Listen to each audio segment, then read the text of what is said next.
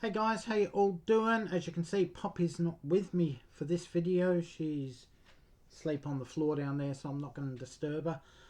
This video I'm going to be counting down the 25 studio albums by Paul McCartney. I'm not including soundtracks, i.e. Family Way or Give My Regards to Broad Street.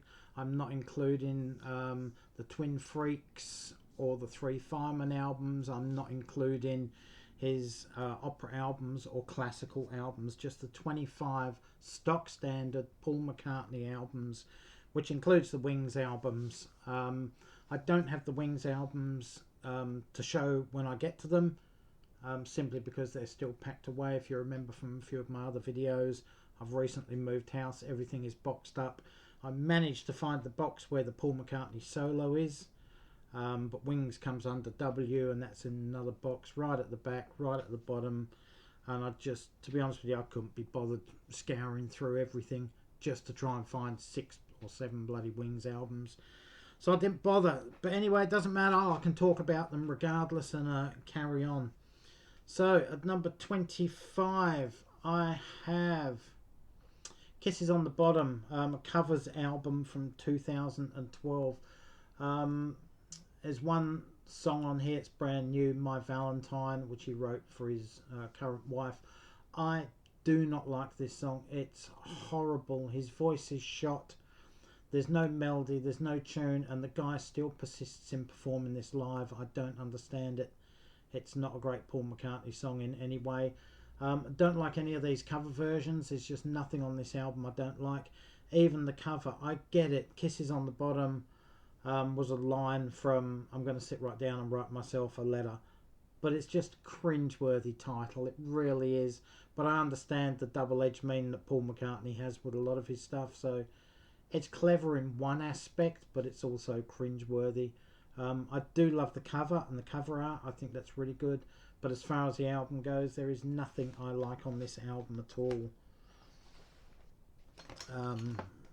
Number 24, I have 2013's New. The big problem I have with this album is that he's trying to sound too relevant, too modern, rather than just be Paul McCartney. He's got about 5 or 6 different producers on this album, and that makes it sound very patchy and not consistent. There's a couple of songs that aren't too bad on here. Queenie Eye isn't too bad. Appreciate is okay. But for the most part, again, another very forgettable album by Paul McCartney. But I do like the album cover once again. Next up, at number 23, we have 2018's Egypt Station. Again, there's very little on here I like. I do find that the majority of his latter day albums contain at least half the album is filler. It's just way below par for Paul McCartney. There's a couple of songs that are usually pretty good, and the rest of it is just blah, can take or leave. On this album, I do like the rocker Who Cares.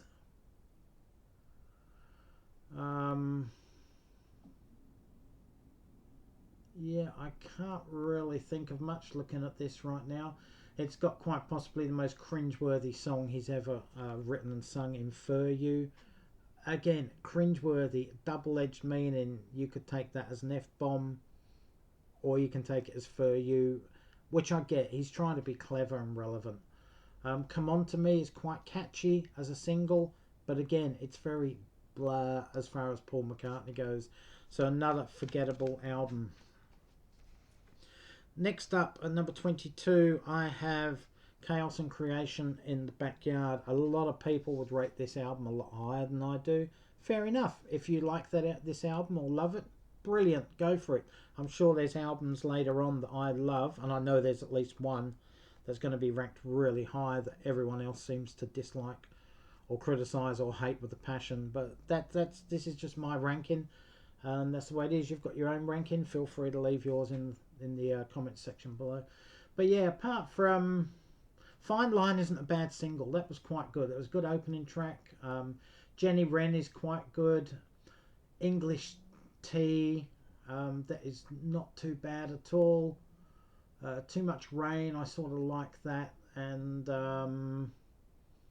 right into Vanity Fair. The rest of the album is very bland. It all sounds much of a muchness. A lot of this is Paul McCartney acoustic or Paul McCartney ballad, which I should really love, but it's just too much of one thing, and I really don't appreciate this album as much as I've tried to over the almost 20 years since it was released. So number 21 on my list, I have Choba B CCCP, which apparently means is Russian for back in the USSR. It's a covers album. It's all 1950s cover songs. It was originally released on vinyl, which I do have. I think it was the Melodia label, is it? I think that's the Russian label. Whatever it is, I do have it on vinyl boxed away. I have an 11-track version, and I think a 13 or 14-track LP version, both imports from the Soviet Union from back in the day.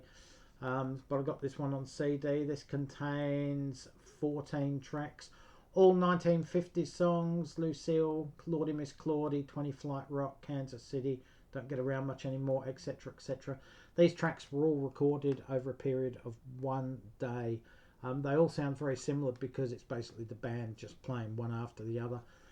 But they're not bad. These cover versions are quite good. They're very respectable, the originals. And to be honest, I don't have a problem with this album. I think it's Paul McCartney doing what Paul McCartney loves with songs that he loved when he was younger. So I totally get this, and I do actually like this album. Number 20 on the list, we have 1999's Run Devil Run. Again, basically a covers album, but there was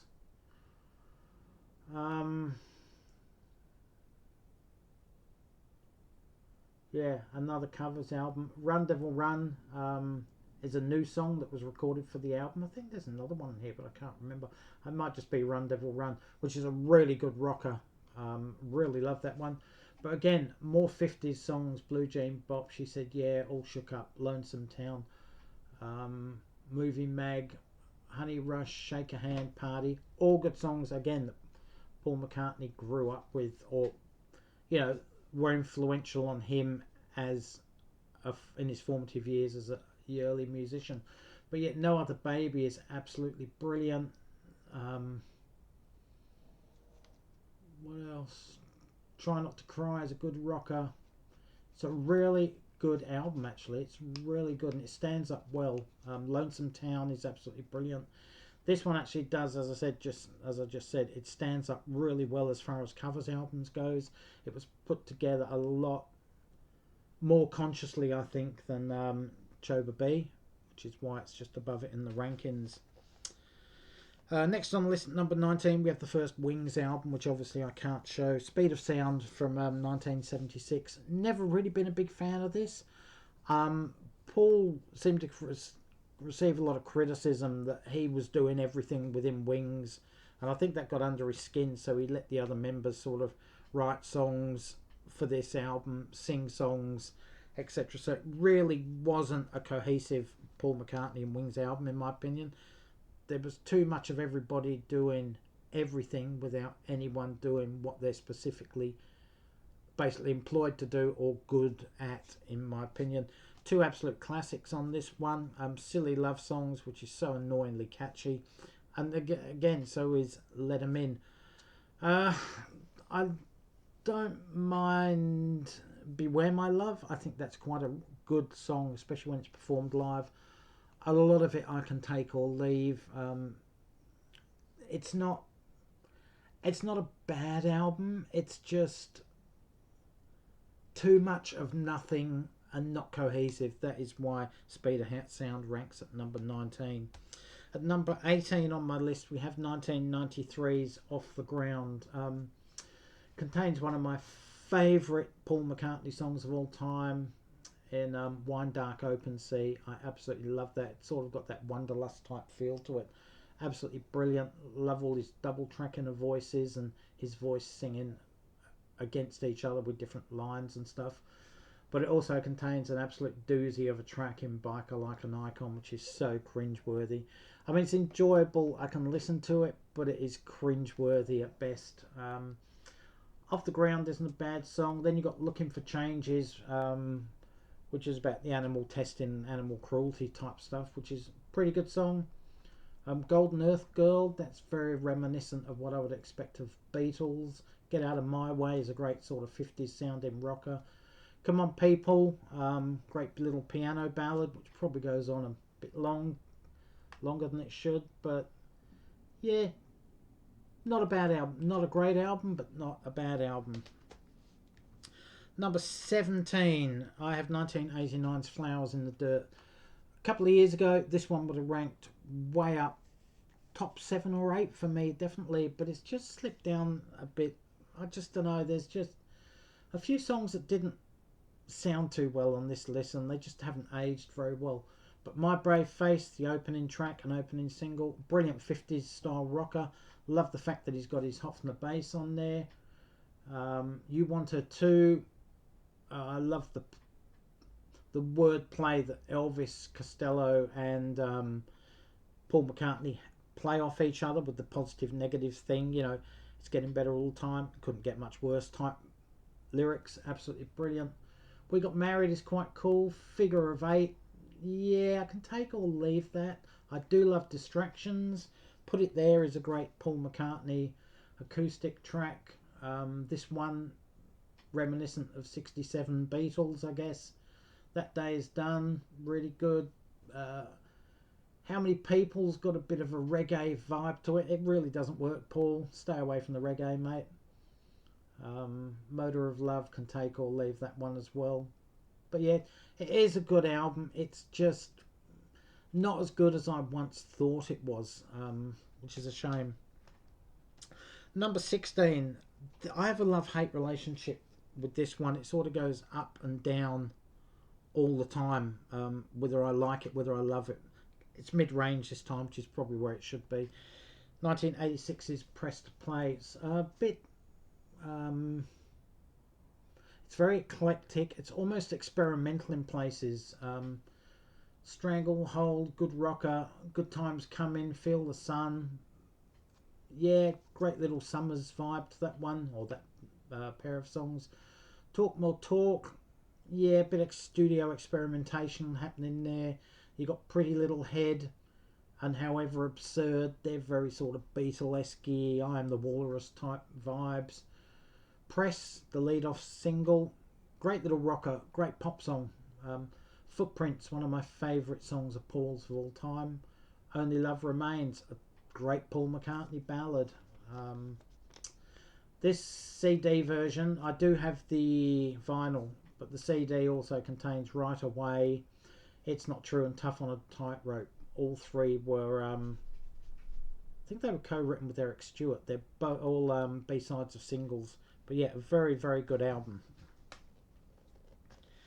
Next up at number 15, 2007's Memory Almost Full. I really like this album. This one's been quite consistent with me. It always rates just outside the top 10 of his all-time albums. But it's good. There's a lot of good songs on here. Dance Tonight's got a poppy little danceable sort of vibe to it. Mama Only Knows, that's a good rocker. You got Mr. Bellamy, Vintage Clothes, That Was Me. They're all got a Beatle vibe to them. Feeding the Clouds is quite a cool little song. House of Wax, don't like that one at all. That's really horrible. But that's, yeah, I don't know. But there's a lot of good songs on there. A lot of people don't like Gratitude. I think that's a cool little song. Ever Present Past. See Your Sunshine, that's a typical happy Paul McCartney type song. But yeah, a really good late career album in my opinion.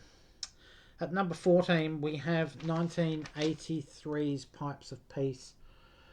A few years ago this would have ranked a lot higher than it does now. I'm not sure why it hasn't. There's a hell of a lot of good songs on there. The title track Pipes of Peace, Say Say Say, the mega hit with Michael Jackson. What else? So Bad, I love his falsetto in that. It's absolutely brilliant. And his bass guitar in that is so melodic. It's one of the best bass lines he's ever written, in my opinion. You got Keep Undercover, a great little rock song. The Man is pretty good. That's another duet with Michael Jackson, which was slated as being a single at one time. Hey Hey and Tug of Peace, yeah, they're pretty cool. They're sort of like follow-ons from tracks from Tug of War. This album really feels like a flow-on from Tug of War. Through Our Love, one of his great little album ending ballads also. The Other Me, I think that's a really cool song. Forget about the dustbin lid line, which everyone carries on about. It's one line in a bloody 3.5 or 4 minute song. It doesn't spoil it at all, in my opinion. I'm just going to turn this off for a second because Poppy is barking and wants to get out of my room. Be back shortly. Okay, back again. Poppy's gone out. Time to move on. 13 on my list is the second Wings album, as I've mentioned. They're all packed away at the moment. Haven't got to them, but I got 1971's Wings Wildlife. This album has really jumped up in my estimation over the last decade. I love the ragged, rough-edged, garage rock type sound of the faster stuff. The ballads are really cool on the album. Wouldn't say anything really jumps out at me. Overall, it's a really good album. It's sort of a good follow-on from Ram, in my opinion. It really flows after Ram. So that's that one. Number 12 on my list, we have his latest album from 2020, McCartney III. I think this is a really good album. I wasn't sure about it when I first bought it. I still don't like Women and Wives, Lavatory Lil or Pretty Boys, but the rest of the album is really, really good. As you'd expect with a name that's McCartney, McCartney II or McCartney III. There's a lot of experimental stuff on here. It's really good.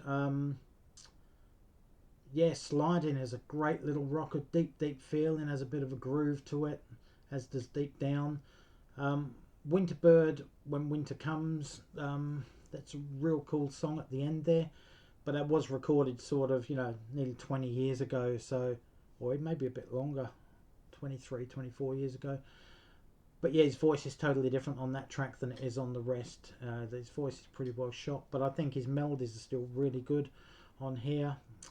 Kiss of Venus, I didn't like that song when I first bought the album. I think that's a cool little song now. That is really good. This album is really going to go up over the next few years in my estimation, I think.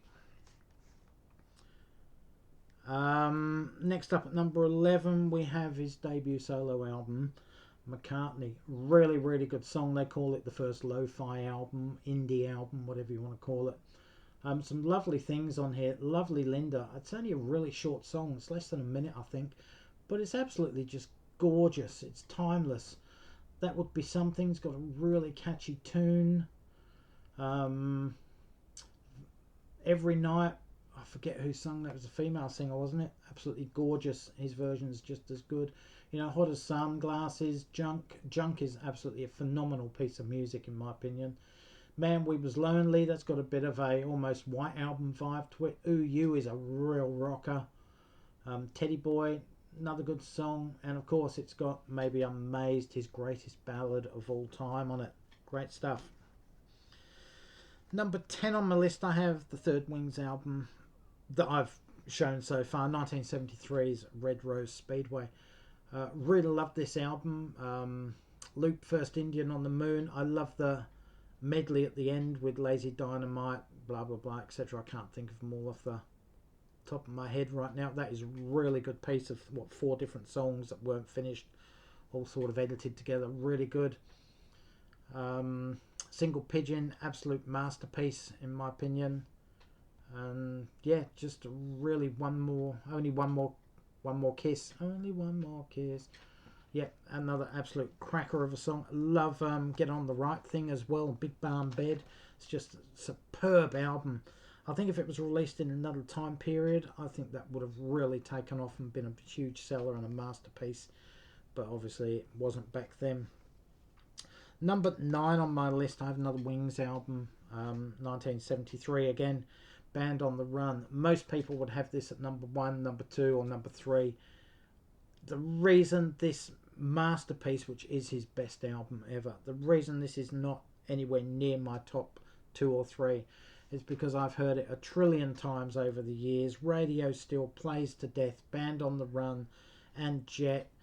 Every time you see Paul McCartney live on a TV clip, he generally does Jet or 1985, and it's just overkill after all these decades. Not that they're bad songs, they're great songs. It's a great album. I've just heard it too many times and really don't want to hear it too often again. So number 8 on the list, I've got Ram, another one that would surprise people. Most people would have Ram, you know, in their top 2, and I understand why. It is a great album. There's lots to love about this album. Eat at Home, there's a couple of bloody, just tracks that are just off. They're just off, but they're so good in the process. Smile Away, it's cringeworthy lyrics, but come on, it's just Paul McCartney rocking out and jamming. You can't help but love it. The opening track, Too Many People, absolutely brilliant, even though it is a nasty dig at John Lennon.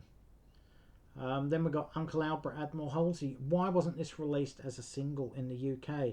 It was released in most European countries, Australia, North America.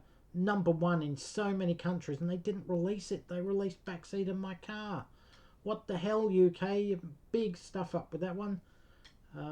Should have been single there. Muckberry Moon Delight, Heart of the Country. You can imagine Paul just sitting under an oak tree, strumming a guitar, making these songs up. It's absolutely brilliant. What else have we got? Number 7 on my list, 1978's London Town. Probably the most mellow Wings album. It's almost folky and acoustic at times. It's very light pop. The vibe of With a Little Luck flows through this album, you know, and you got London Town on it as well. It's that whole vibe all through the album. One song doesn't fit on the album, I've Had Enough. Great little rocker, just doesn't fit with the vibe of the rest of the album. I would have liked to have seen Cafe on the Left Bank released as a single. That would have been a great little single. And my favourite Paul McCartney song of all time, in Morse Moose and the Grey Goose, is on this album. Bit of an experimental type thing for back in the day. Superb album in my opinion. Number 6 on my list. Number 6 on my list. We have McCartney II, my favourite of the McCartney albums. Probably because this was the first album that I actually purchased with my own money. Of course, it has Coming Up on it. It has the overly annoying Temporary Secretary. The gorgeous yet unfinished Waterfalls, which is brilliant. It also has one of my favourite songs of his of all time, One of Those Days. What a gorgeous song. Would have fitted well on any Beatle album in my opinion. The 2 instrumentals, Frozen Jap, Front Parlour, electronic type, electro-pop type stuff. It's very much a new wave album in a lot of ways, with a bit of blues thrown in, bit of jamming. Excellent album, including Dark Room, which is annoying, and Bogey Music, which are both incredibly experimental for back in the day. Great stuff. Number 5 on my list, I have 1982's Tug of War, the first album he made after John Lennon died, and it includes his tribute Here Today, which is really heartfelt. Occasionally brings a tear to my eye when I hear that one, but an incredible album. Tug of War is just a masterpiece of songwriting. Not just the song itself, but the whole album. Absolutely incredible. Somebody Who Cares is absolutely brilliant. What's That You're Doing? A real Stevie Wonder type jamming song as a duet with Stevie Wonder, which I love a whole lot more than Ebony and Ivory, which is the only letdown on this album. Get It with Carl Perkins is really cool. The Pound Is Sinking, incredible song. Absolutely love that. Love Ballroom Dancing as well. Be What You See, Dress Me Up as a Robot. Great album.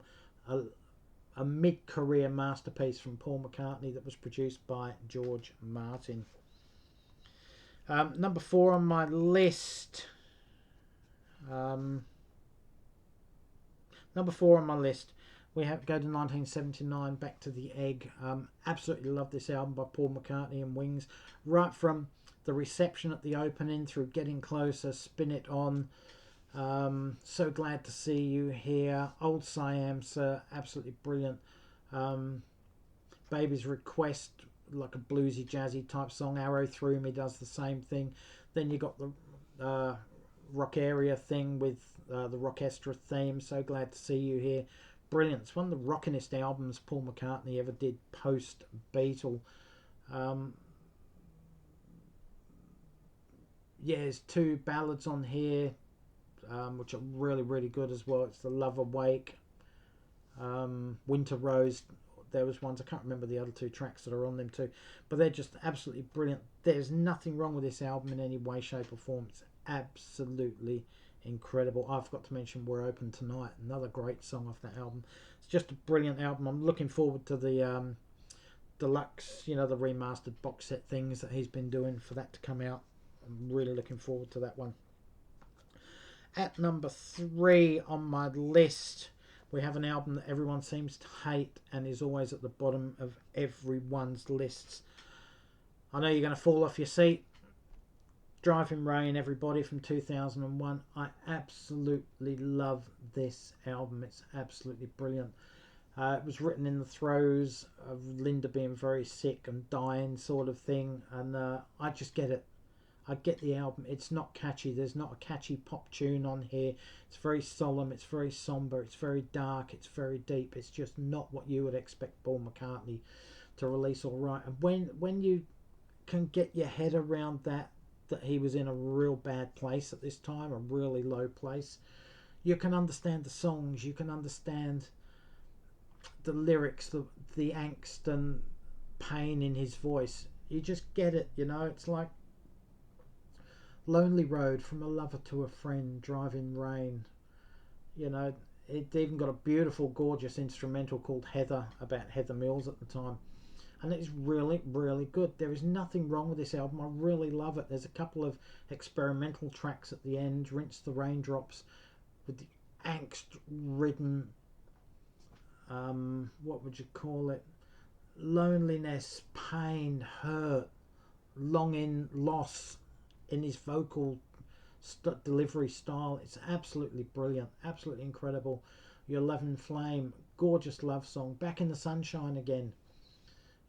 He's lost the person he loves and he wants to get back in the sunshine, to feel warmth and love. It's incredible. It's just not Paul McCartney.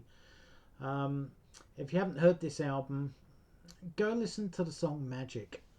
It's actually a story of, the first time he met Linda, going through their life. It was magic that the way they met, and now is the moment we turn out the light. It's such a sad song, but it's so uplifting at the same time. I don't have a problem with any track on this album. A lot of people say it's too many tracks on it, 15 tracks. It's too long because it's over an hour long. I don't get it. I think it does what it does and it serves its purpose for the way he was feeling at that point in his life, personally and professionally. I mean, he'd lost his lifelong friend, confidant, fellow musician in his band, basically, and he'd lost all that, like that. It wasn't really like that because they knew she had cancer and all that. But yeah, I get the album. It's absolutely brilliant. Give it another chance if you've never heard it. Number 2 on my list, the final Wings album, 1975's Venus and Mars. The perfect 1970s rock album, in my opinion. Has everything on it. The Venus and Mars rock show. Listen to What the Man Said. Absolutely McCartney classic that's very underrated. People don't talk about that song enough. It's not played on the radio enough. You Gave Me the Answer. Then you got Magneto and Titanium Man, and you've got Letting Go, which is a brilliant song. You just can't knock this album in any shape or form. It's absolutely brilliant. Right at the end you got the Crossroads theme. It's just brilliant. Lonely Old People, that's that's like a more serious version of When I'm 64. You know, it's just brilliant. It's the perfect rock album. Go, if you haven't heard that album, get the Rock Show video of the live concert, and you've basically got all the Band on the Run and all of Venus and Mars on there. It's just a perfect all-around rock album. So we get to number 1 on my list, and here it is, Flaming Pie. I absolutely love this album. It was co-produced by Paul McCartney, George Martin, Jeff Lynne. That says it all. Just those 2 names, Martin and Lynne. Absolutely brilliant. The songs were written around the time of the anthology thing with the Beatles, and Paul decided he needed to start looking back and writing songs the same quality of what he did back then. And he did on this album, you know. Some Days is absolutely brilliant. Calico Skies, Heaven on a Sunday. They could all have been Beatles songs. Souvenir is brilliant. Really Loves You is a good little rocker. Beautiful Night is one of the best ballads he ever did. And then you got Great Day at the end, just a little acoustic song which could have been on the White Album. The songs we were singing, brilliant. World Tonight, If You Wanna. You know, Steve Miller's on one of these songs, Used to Be Bad. Yeah, it's more like a Steve Miller song than a Paul McCartney song, but I get it. It is really, really good. Go listen to this album as well. It's a late career masterpiece by Paul McCartney. Anyway, guys, sorry for boring you to tears for the last 31 minutes and 30 seconds, whatever it is. Sorry I couldn't hold up the Wings albums. But anyway, leave your comments in the section below. What do you think of Paul McCartney's solo albums? Are there any that I have persuaded you to re-listen to or give another chance to, or even go and listen to the first time?